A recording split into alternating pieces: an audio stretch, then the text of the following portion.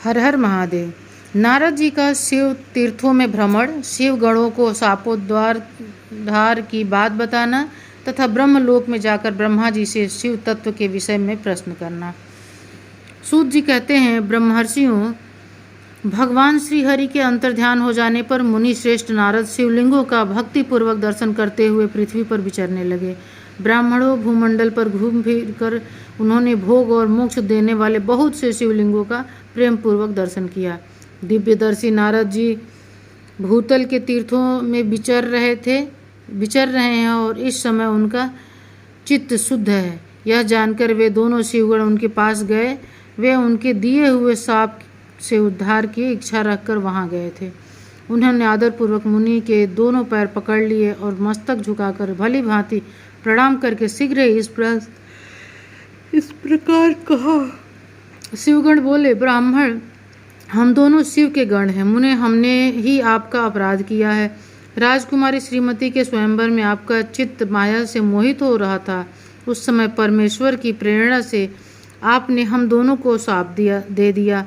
वहाँ कुछ समय जानकर हमने चुप रह जाना ही अपनी जीवन रक्षा का उपाय समझा। इसमें किसी का दोष नहीं है। हमें अपने कर्म का ही फल प्राप्त हुआ है।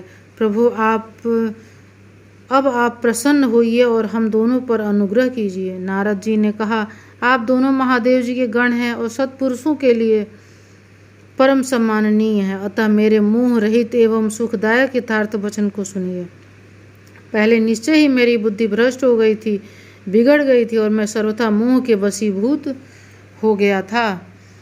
इसलिए आप दोनों को मैंने शाप दे दिया। शिवगणों, मैंने जो कुछ कहा है वह वैसा ही होगा, तथापि मेरी बात सुनिए। मैं आपके लिए शापोद्धार की बात बता रहा हूँ।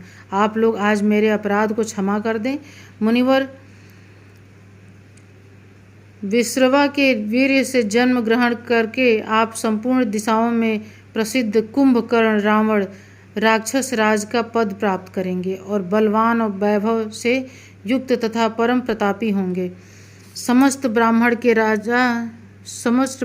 के राजा होकर शिव भक्त एवं जितेंद्रिय होंगे और शिव के ही दूसरे स्वरूप श्री विष्णु के हाथों मृत्यु पाकर फिर अपने पदभार प्रतिष्ठित हो जाएंगे। सूत जी ने कहा, महर्षियों, परमात्मा नारद मुनि की यह बात सुनकर वे दोनों शिवगण प्रसन्न हो सानंद अपने स्थान को लौट गए।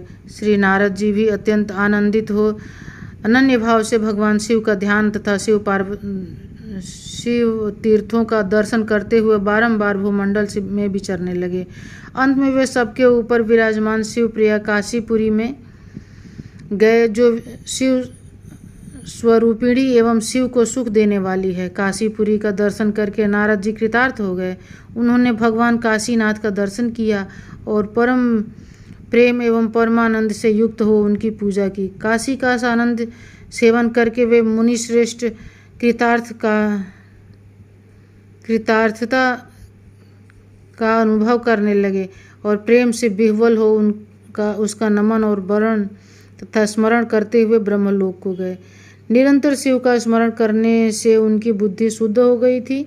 वहां पहुंचकर शिव तत्व का विशेष रूप से ज्ञान प्राप्त करने की इच्छा से नारद जी ने ब्रह्मा जी को भक्तिपूर्वक नमस्कार किया और नाना प्रकार के स्तोत्रों द्वारा उनकी स्तुति करके उनसे शिव तत्व के विषय में पूछा। उस समय नारद जी का हृदय भगवान शंकर के प्रति भक्ति भाव से परिपूर्ण था। नारद जी बोले, ब्राह्मण, परम ब्रह्म परमात्मा के स्वरूप को जानने वाले पितामह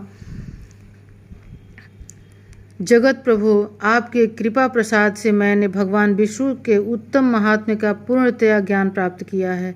भक्ति मार्ग, ज्ञान मार्ग, अत्यंत दुस्तर तपो मार्ग, दान मार्ग तथा तीर्थ मार्ग का भी वर्णन सुना है, परंतु शिव तत्व का ज्ञान मुझे अभी तक नहीं हुआ है।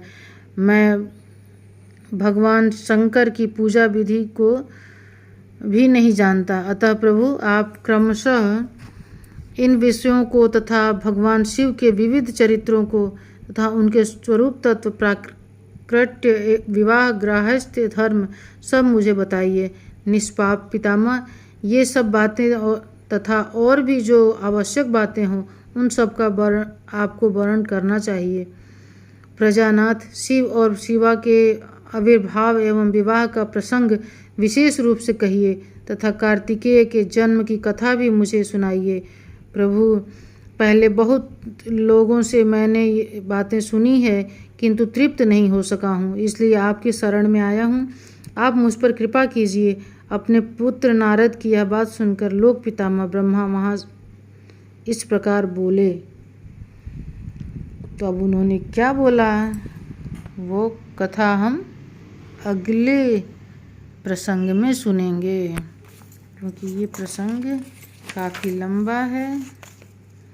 तो अब वो अगले प्रसंग में। हर हर महादेव।